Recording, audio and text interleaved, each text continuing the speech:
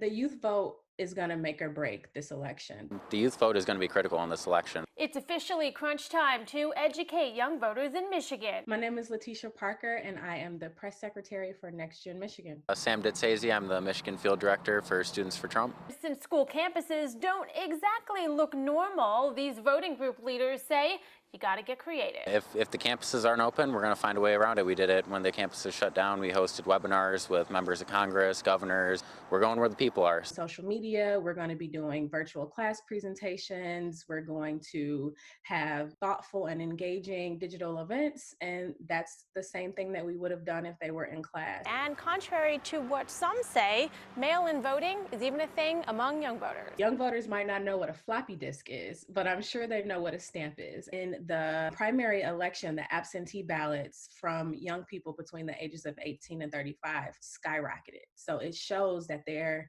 excited about this election. They understand what's at stake, and they realize that this is the most important election of their lifetime. This generation, we crave authenticity, and we get that from President Trump. You look at, Joe Biden, it's very scripted. When he is making sense, which isn't really often, it's very scripted. They are frustrated with the state of the world, everything that's going on with police brutality, and they're uncertain of how to direct that frustration. It's encouraging them to get out and vote, and this is how you can fight back. If you're at a school and there isn't a Students for Trump chapter, reach out to us. We can get you started on it. We'll get you social media pages made. Been finding creative ways to meet students where they are.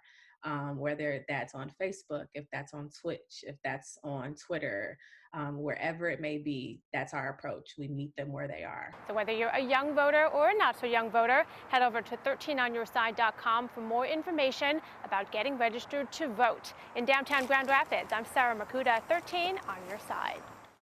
Today, bridges are built to last 75 to 100 years, but they're expensive to build and expensive to replace. So are they a worthwhile investment? We all know that Michigan roads are bad. Yet, what about West Michigan's bridges? Are they really in bad shape and a danger to drivers? This is the 12-mile bridge over US 131 near Rockford. It's listed in poor condition.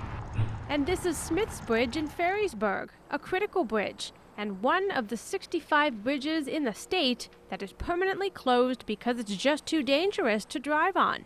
In Michigan, there are 11,145 bridges. That number includes bridges maintained by MDOT and local municipalities. Now, statewide, 94% of MDOT bridges are in good or fair condition, and at the local level, the number is closer to 85%. So here's how that's determined. Each bridge is looked at least every 2 years, and inspectors review the three main structural elements. The bridge deck, which is the riding surface of the bridge. The superstructure, which supports the riding surface. And finally, the substructure, which are the piers or the abutments that you see when you're driving under the bridge. Now, using a 9-point rating system, each is ranked. 9 is considered to be the best, for example, new construction, and a bridge gets a poor rating when it receives a score of 4 or less.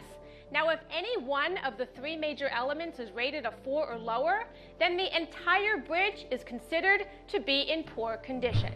Are Michigan bridges dangerous? There's a 10% that are problematic, but by and large, bridges in Michigan are really okay. We are in the bottom relative to our neighbors in terms of overall bridge condition. Let's go back to the 12-mile bridge near Rockford to see how the bridge rating system works. Every 24 months. The superstructure rates a 5 or 6, giving it a fair rating by MDOT. It's got internal redundancy within the beams.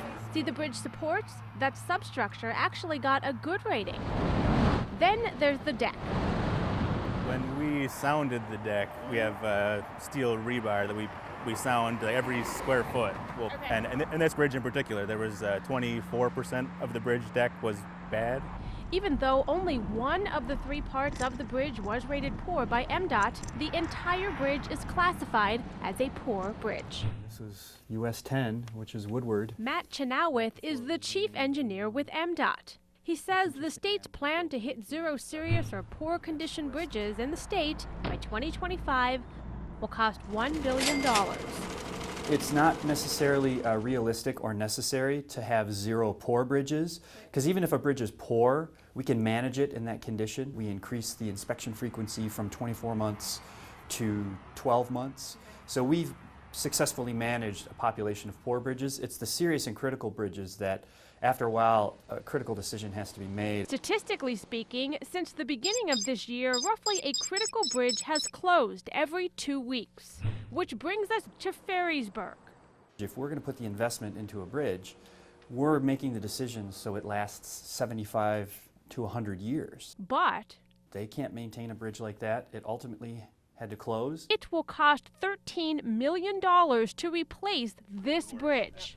And the state has to weigh, is it worth taxpayer money? I think it's a very good question, a very critical question as to, is it worth the investment, $15 million plus or minus, to replace the bridge, knowing right now that the detour route is about 3 miles. China strikes back and the trade war continues. Now, if you think that the escalating tariff war between the U.S. and China isn't going to affect you, well, you should think again.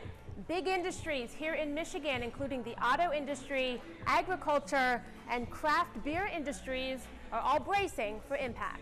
For craft brewers, the tariffs will affect the cost of equipment. For us to manufacture beer, for our customers to come in and purchase at a decent price, it just creates that next level of uncertainty that we don't exactly need. Despite using American-made machines, Schultz knows if and when he needs to import a special part, it's going to be expensive. We did not buy any Chinese-made equipment when we started, but if we were looking for a specialty bottler or more kegs, those all have origins in China. It does kind of limit what we're looking out there, what we should be buying. Expensive beer and expensive cars. The new $75 billion tax China says it will impose by the end of the year will likely hit Ford, BMW, and Mercedes the hardest. And then there's agriculture. Next month, China is prepared to add a 5% tariff on American soybeans. We've already seen, with a late planting season this year, ongoing trade conversations and uncertainty, and also with just the last 6 years of depressed agricultural prices across the board. This added to that is definitely going to be difficult for some farmers as we look forward. For now, all Americans can do is wait and hope for an agreement. Here at the Creston Brewery, one thing they pointed out in terms of tariffs and expenses is the 10% aluminum tax that went into effect last year. Aluminum cans have gotten more expensive. Now, when I asked the owners today how they're going to deal with increasing in price in China, they said maybe they'll just wait a few years. They won't make purchases. Perhaps in a year or two, prices will come down. But ultimately, the high cost of these tariffs needs to somehow be absorbed. In the Creston neighborhood, I'm Sarah Makuta, 13 on your side. He's a local favorite. Jimmy the deer, now a social media sensation after this video went viral. Enjoying himself here. I was kind of hoping we were going to see him today. Many beachgoers showed up here hoping to see him again. If I happened to be there, we walked out to the beach just to try to see him. He didn't seem bothered by the people. I'd be the one petting the deer for sure. After a quick hike through the woods looking for him, we wanted to see him for ourselves, and here we are, face to face. Jimmy came looking for lunch. Guys, I think we officially found the local celebrity here. He's, wow, he's coming really, really close. This is a little bit strange. Hi, you're so beautiful. I'm so excited. I want to go hug him. I've never seen a deer this close in my life. My heart hurts. Despite the big excitement for this overly friendly deer, some Facebook users are concerned about his health. The DNR disagrees, however. They say the deer appears to be in good health. They are asking that people do not interact with wildlife, issuing this statement. It is illegal to bait or feed deer in the lower peninsula of Michigan. They also note that the buck has clearly had a great deal of human contact and is not behaving as a normal deer would. I would probably stay away from him. He could probably kick someone or do something like wild. Once Jimmy had his fill of grass and leaves, and he took a few snapshots with his fans, he wandered away, perhaps back to the beach. In Saugatuck Dunes State Park, Sarah Makuta, 13 on your side.